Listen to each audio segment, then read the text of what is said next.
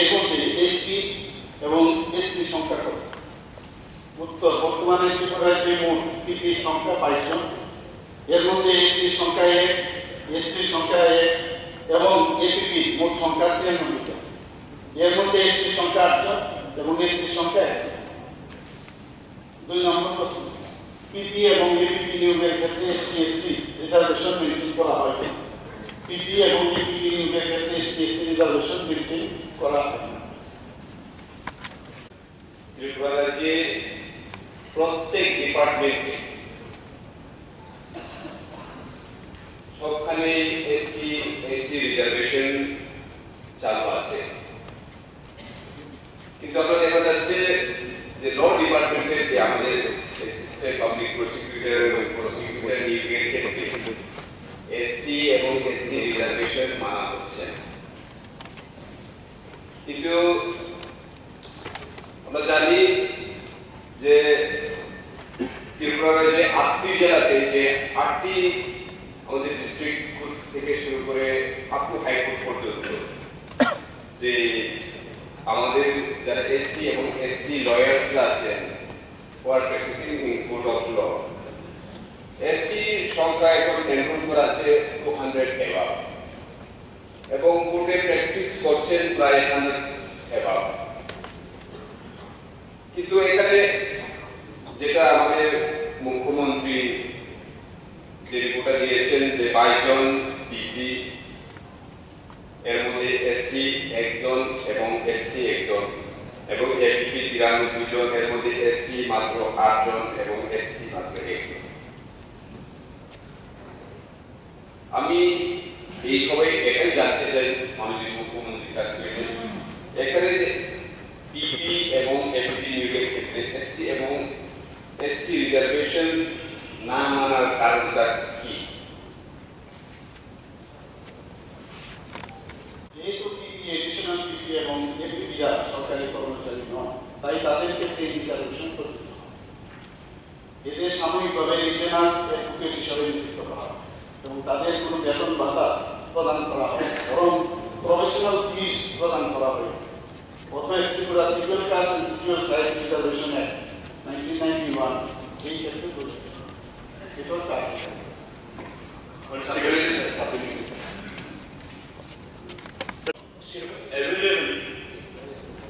যে লয়ার ছিল না এসপিএসসিদের মধ্যে, এই জন্য মানে সে দাবি ওঠেনি করা হয়। But according to SPS Reservation Act, ওরা বিধানসভায় তৈরি হয়েছে, সেখানে any such appointment, either temporary or permanent, if it thus the money, the salary spent from the public sector, অর্থাৎ গভর্নমেন্ট সেক্টর থেকে, সেই জায়গায় এসপিএসসি তাদের সে অধিকারটা মানুষ থেকে। তো এখন এসপিএসসি উভয় সম্প্রদায়ের মধ্যে অ্যাভেলেবেল যে অলরেডি তারা এই এর জন্য যে এমপ্যানেল দিয়ে আছে এবং সরকারি এবং বেসরকারি কলেজে রয়েছে, সেখান থেকেও প্রত্যেক বছরই বহু ছেলে মেয়ে পাস করে আসছে। ঠিক আছে, একদিন হয়নি, আগামী দিন এই রিজার্ভেশন কমিশন করার ব্যবস্থা করা হবে কি? এখন সেই জায়গায় যদি এরকম এসপি এবং এসসি, পিপি এবং এপি পোস্টের জন্য যদি অ্যাভেলেবেল এরকম ইয়ে থাকা সত্ত্বেও যদি কেউ অ্যাপ্লাই না হয়, হ্যাঁ ঠিক আছে, তখন অন্যদিকে দিয়ে হবে। কিন্তু এটা তো করা যায়, তাহলে সমস্ত অংশের রিপ্রেজেন্টেশন ইভেন জুডিশিয়ারিতে সেখানেও এটাকে এনশিওর করা যাবে, গভর্নমেন্ট রিভিশন করবে। Before he answers, মুখ্যমন্ত্রীর নজরে আনার জন্য এই কথা বলছি। ইন দি লাস্ট সেশন আমি বলতে চেষ্টা করেছিলাম যে রিজার্ভেশন অ্যাক্টে যেগুলো আছে সেগুলো কিন্তু টাইপিস্ট, EA2 ইত্যাদি নিয়োগের ক্ষেত্রে ল ডিপার্টমেন্টে রিজার্ভেশন অ্যাক্ট বা রুলসটা ফলো করা হচ্ছে। I am telling you, sir, আপনার মাধ্যমে আমি মুখ্যমন্ত্রীকে বলছি যে এই ব্যাপারে আপনি দেখবেন, খোঁজখবর নিয়ে দেখবেন, যেটা পলিসিতে আছে এটাও কিন্তু ফলো হচ্ছে, এবং এই বিষয়ে উনি তদন্ত করে ব্যবস্থা নেবেন কিনা। আর এই এপিপিপিপি ক্ষেত্রে কেন হবে না, anything if the house be one, হাজার হাজার এলএলবি নিয়ে এলএলএম নিয়ে এসসি/এসটিরা প্র্যাকটিস করছে, কেন তাদের ক্ষেত্রে এই নিয়োগটা হবে? নিশ্চয়ই হওয়া উচিত। আদারওয়াইজ বিচার ব্যবস্থায় সঠিকভাবে বিচার করা, আমি সবকিছু খুলে বলবো না, ইফ এভরিথিং হ্যাপেন্স ব্রিটিশদের দিয়ে সবকিছু যদি হয়, ভারতীয়রা কোনোদিন সুবিচার পাবে না বলেই ভারতের স্বাধীনতা আন্দোলন হয়েছে। And that is why I want to request যেটা আইনে আছে এটা ফলো করা হোক, যেটা নেই এটাকে ইমপ্রুভ করা হোক। Thank you. এর আগে আমি কি করে বলবো যেন অ্যাকশনে ঢুকিয়ে দিতে হবে, যখন এক হবে যেটা বললেন অ্যাক্টের বাইরে তো আমি কিছু বলতে পারবো, এক যদি চেঞ্জ হয় তখন নিশ্চয়ই এই বিষয়টা দেখা যাবে। আমি এখন কি করে বলবো যে না অ্যাক্টের বাইরেও আমি নিয়ে নেবো, এটা হয় না, এটা সম্ভব না।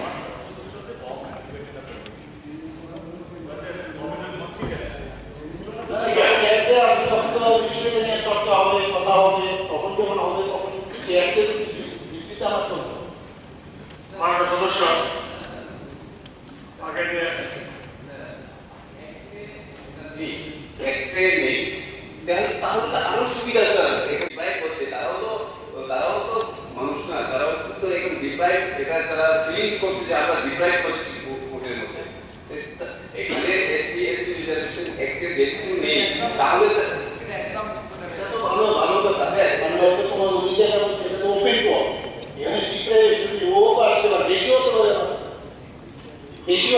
সেটা এখানে স্যার আপনার মধ্যে ওটাই বলছি যে আগামী যেদিন যেটা হচ্ছে হয়ে গেছে, এখন আগামী দিনে রিজার্ভেশনে ফলো করা না হচ্ছে, কিন্তু এসটি এবং এসসি দের আর একটু বেশি করে অ্যাপয়েন্টমেন্ট করা হবে কিনা। ঠিক আছে,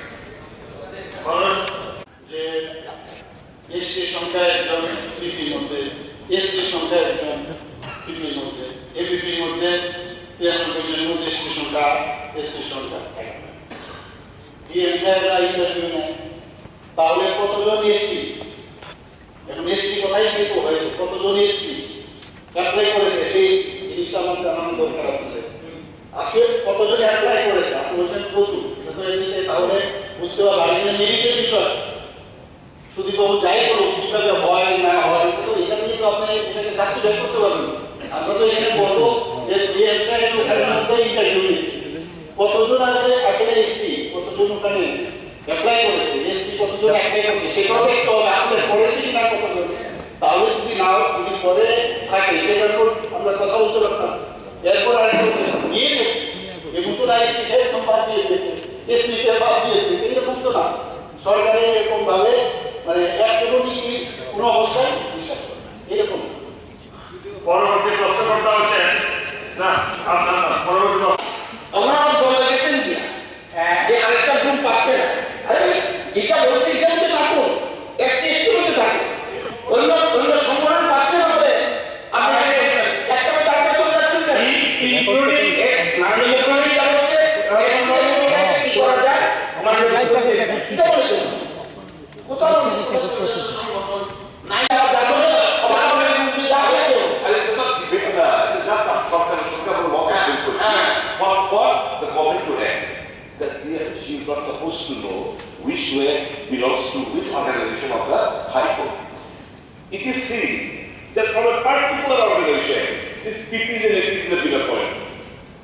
The lawyers who go delegates to some other organization, they are different.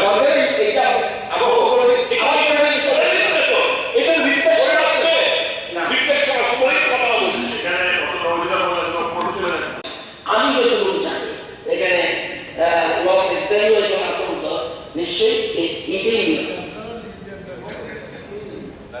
Loss আছে নিশ্চয়ই। I think it is possible একটা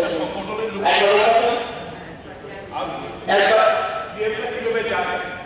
আরে কিভাবে এখন থেকে একটু আরো বড় আকারে এটা এডিটটা হচ্ছে এটা আমার জানার জন্য আমি জিজ্ঞেস করছি, আমি জানি না, হঠাৎ করে ভাবলাম এখানে এসসি এসটি রিজার্ভেশন অ্যাক্ট এটা কিন্তু post and service, yes post and service, Yes. APP PPP এগুলো তো সার্ভিস না এটা সার্ভিসেস না। What is this? এটা সার্ভিস, এটা অ্যাজ পার অ্যাট প্রেজেন্ট হাইকোর্টের চিফ জাস্টিসের যে জাজমেন্ট, সেই জাজমেন্টের পরিপ্রেক্ষিতে নিয়োগ হচ্ছে। এখন যেটা সুন্দর বলছে তা আলাদা কথা, উনি বলছেন যে ডিএম কিভাবে লিস্ট হয়ে যায়, ওইটা অন্য জিনিস, কিন্তু এখন ওই জাজমেন্টের পরিপ্রেক্ষিতে আপনি খবর নিয়ে দেখবেন। Now what should be the government step? আমাদের একটা লাইন, জাস্ট একটা লাইনে বলেছি, এটা যেহেতু এরকম হচ্ছে না, গভর্নমেন্ট স্ট্যান্ড চিকিৎসা করলাম আমি, গভর্নমেন্ট স্ট্যান্ডের চিকিৎসা করলাম, আমার বক্তব্য হলো এখন কি করছে না, একটা জিনিস হলো বর্তমানে কিভাবে নিয়োগ হয়, এটা পুলিশের উপর হবে না, তাহলে রিজার্ভেশন আর একটা বলছে কেমন করতে হবে, তবে পার্লামেন্ট তাহলে আমি বাধ্য করবো। ডিএমের মাধ্যমে কিভাবে নিয়োগ হয় that was to be known. We do not even go into that debate. আমাদের বক্তব্য হচ্ছে please take a note, the government is to take a note that the quantum of esteemed and esteemed lawyer in for the post of PP and VPP it should increase. আরে একমাত্র পদ যেটা বলছে গিয়ে যেটা নিয়োগ করার ক্ষেত্রে আগে থেকে কোনো রকম ছিল না, গভর্নমেন্ট বিশেষজ্ঞ করতো আগে। এই নিয়ে হাইকোর্টে একটা মামলা হয়, চিফ জাস্টিস দিদার চিফ জাস্টিস অর্ডার দেয় যে এখন থেকে উইশিষ্ট হবে না। আগে অ্যাপয়েন্টমেন্ট দেওয়া হতো, লরি অফ পুলিশ অ্যাপয়েন্টমেন্ট দিয়ে, এখন সিস্টেম হলো অ্যাডভার্টাইজমেন্ট দেয়, সেখানে ক্লিয়ার ইন্টারভিউ দেয়, অ্যাডভার্টাইজমেন্টে যারা এগিয়ে আনা হয় সেখান থেকে নিয়োগ হয়। আর হাইকোর্টে তো ডাইরেক্ট হাইকোর্ট কনসেন্ট দিতে হয়, গভর্নমেন্টের একটা সুপারিশ থাকে, কিন্তু একদম ওই রুলস রেগুলেশন আর চিফ জাস্টিসের অর্ডার মোতাবেক এখন আগের মতো সিস্টেম নাই।